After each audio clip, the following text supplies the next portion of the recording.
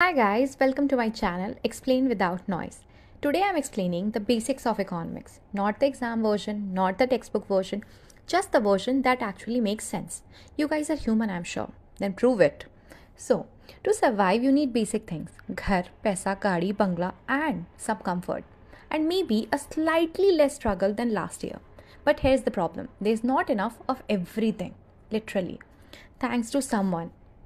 Okay, whatever, jokes apart. Not enough land, water, houses, jobs. Definitely not enough government seats. This situation where human wants are unlimited but resources are limited is called scarcity. And this one problem is the starting point of economics. Economics exists because everything is limited. Now, suppose if there were unlimited pizza, no one would argue about who gets how much. Similarly, if there were unlimited money, no one would worry about prices. Everyone will be happy. Haha. But that's not the world we live in. So, because resources are limited, we are forced to choose. In simple terms, economics is the study of how people make choices when they cannot have everything. That's it. Now, you have momo, I have pani puri. You don't want momo, and I don't want pani puri every day. So, we exchange. You give me momo, and I give you pani puri. Both of us are happy. This is called trade.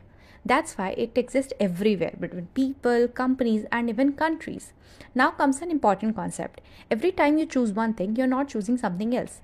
That thing you give up is called opportunity cost. If you're watching a reel, you're not studying. Opportunity cost is not money. It is the next best option you sacrificed.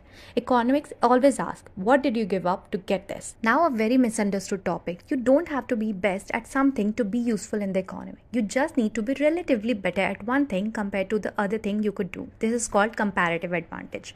Even if you're bad at many things, there will be something you are less bad at, like being good in studies than sports or vice versa. Trade is not just about being perfect, it's about specialization. Now, put everything together: scarcities, choices, trade, everything. What do you get? A market. A market is simply a place, physical or digital, where buyers and sellers interact to exchange goods and services. A sabji mandi is a market, Amazon is a market, your local kirana store is a market. Markets are everywhere.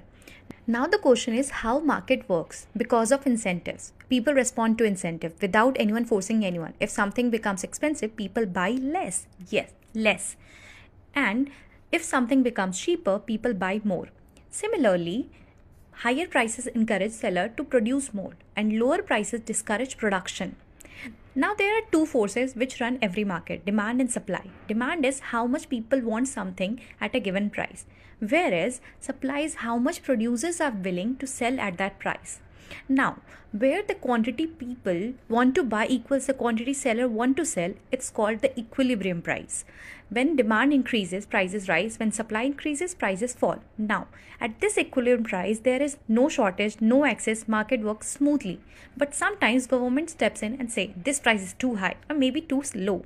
This is called price control. When prices are forced away from equilibrium, market usually break, leading to shortage or black market. Now imagine a world without money. You make Insta content and you want food, but the farmer doesn't want your Insta content. This problem is called double coincidence of wants. Money solves this because money is a medium of exchange, a unit of account, a store of value. It allows trade to happen smoothly. Money doesn't have value because it's paper. It has value because people trust it. Now we can move forward on topic bank. Yes, bank. Oh my God! Banks accept deposit and lend that money to others. They charge interest, which is the cost of borrowing. Now banks connect people who have money with people who needs money. That's their core role. By the way, market don't think, they don't care. They respond to prices and incentives. This automatic coordination without central planning is called the invisible hand. Now think about something very simple like rice. Someone grows wheat, someone processes it, someone transports it, someone sells it. This sequence is called a supply chain. When the flow breaks, everything becomes expensive, like oil prices. Production depends on three things: land, labor, and capital. These are called factors of production. Productivity measures how efficiently these inputs are used. High productivity equal to more output with less effort. Now moving on to the next topic, GDP. Now that goods and services are being produced and sold in the economy, the next question is how do we measure the size of an entire economy? For that, economists use something called GDP, gross domestic product. In simple terms, GDP is the total value of all final goods and services produced within a country in a given time period, usually 1 year. Two words here are important: final goods and within a country. Why only final goods? That's the question.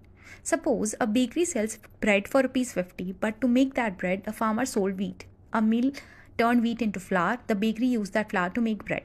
If we counted wheat plus flour plus bread separately, we would be counting the same value multiple times. So GDP only counts the final product, the bread.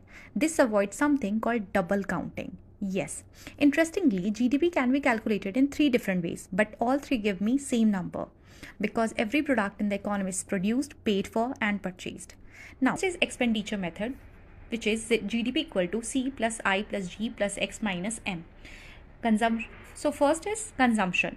This is household spending like food, clothes, mobile phone, which is like largest part of GDP. I is for investment.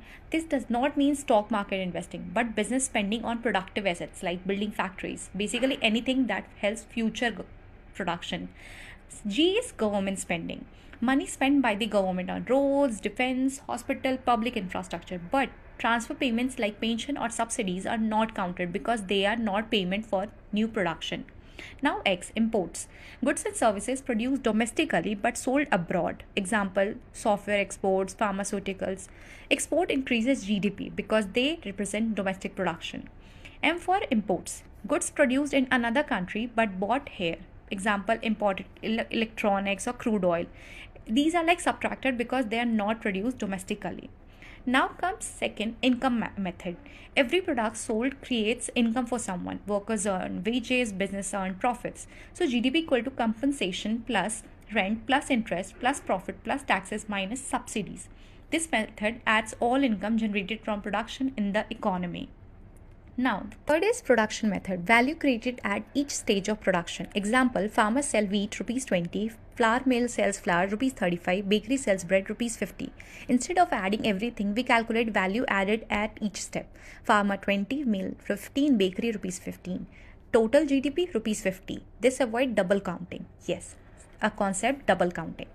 GDP per capita, a financial metric that breaks down a country economic output per person, calculated equal to GDP upon population. So, it gives an idea of average living standards. Growth happened due to better technology, higher productivity, more capital. But growth alone doesn't guarantee well-being. So, economy moves in cycle. Yes. Sometimes they grow fast, it's called boom. And sometimes they slow down. So, that's called recession. Inflation happens when prices rise across the economy. We will go about on this topic deeper in next part 2. So let's revise it, recap. So far we have learned scarcity creates choices. Choices have opportunity cost. Trade makes people better off. Markets run on incentives. Supply and demand decide prices. Money enable trade. And lastly, productivity drives prosperity. Okay, this is the foundation. Without this, nothing else matters. If you have any question, just go and Google it. Okay, I hope you won't be feeling scared of these topics. Okay, bye. Thank you so much. See you soon. Bye-bye.